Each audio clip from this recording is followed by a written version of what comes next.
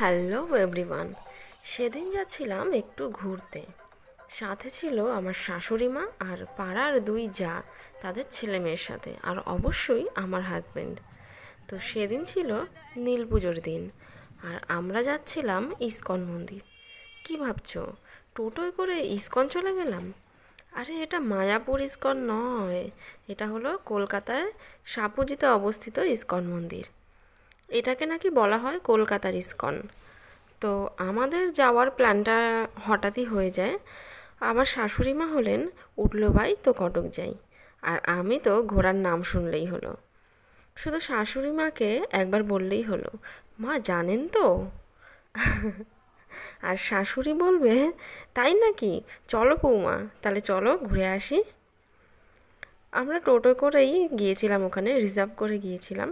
তবে মন্দিরটা যা দেখলাম ইস্কনের আদলেই গড়ে তোলা হয়েছে, তবে এখনও পুরো রেডি হয়নি।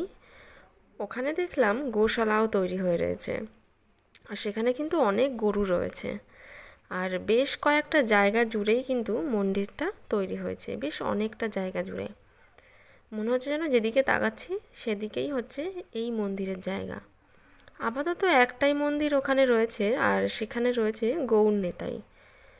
তবে জায়গাটা যে ভীষণই মনোরম, যেহেতু লোকজন এখন একটু কমই, আর আমরা যেদিন গিয়েছিলাম সেদিন লোক আরোই কম। তো সেই জন্য পরিবেশটা কিন্তু খুবই নিরিবিলি মনে হচ্ছিল। একবেলার জন্য মন শান্ত করতে চাইলে কিন্তু জায়গাটা একদমই পারফেক্ট। ওখানে আবার খিচুড়ি ভোগও দেওয়া হচ্ছিল, যেটা কিন্তু খেতে ভীষণই টেস্টি ছিল। খেয়ে দিয়ে একটু ছবি তুলে আমরা রওনা দিলাম আমাদের অন্য আরেকটি গন্তব্যস্থলে। এটা হলো সাপুরজির মোড়, যেখানে এই ফুলের স্ট্যাচুটা আছে। আমি যখন আগে কলেজে যেতাম এখান থেকে রেগুলারই যাতায়াত করতাম। তারপরে চলে এলাম হাজরা কালী মন্দির। এটা নাকি খুবই জাগ্রত একটা মন্দির, প্রতি বছর এখানে এই সময় মেলা বসে, আর আজকের দিনে ঠিক এতটাই ভিড় হয় বাবার মাথায় জল ঢালার জন্য। 2 বছর আমি এই কাছের রাস্তা দিয়েই যাতায়াত করেছি কলেজ যাওয়ার জন্য, অথচ জানতামই না যে এটাই সেই হাজরা কালী মন্দির। এই মন্দিরের একটু সামনেই পুরীর মন্দিরের আদলে গড়ে উঠেছে আরেকটি মন্দির। লাইট আর কারুকার্যের জন্য দেখতে কিন্তু অসাধারণ লাগছে। ভিতরে যদিও এখনও ঠাকুর স্থাপন হয়নি, তবে শীঘ্রই সেটা হয়ে যাবে।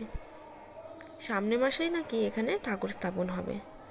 আর ওই যে দেখতে পাচ্ছ, ওটা আমি মন্দিরে ঢুকছি।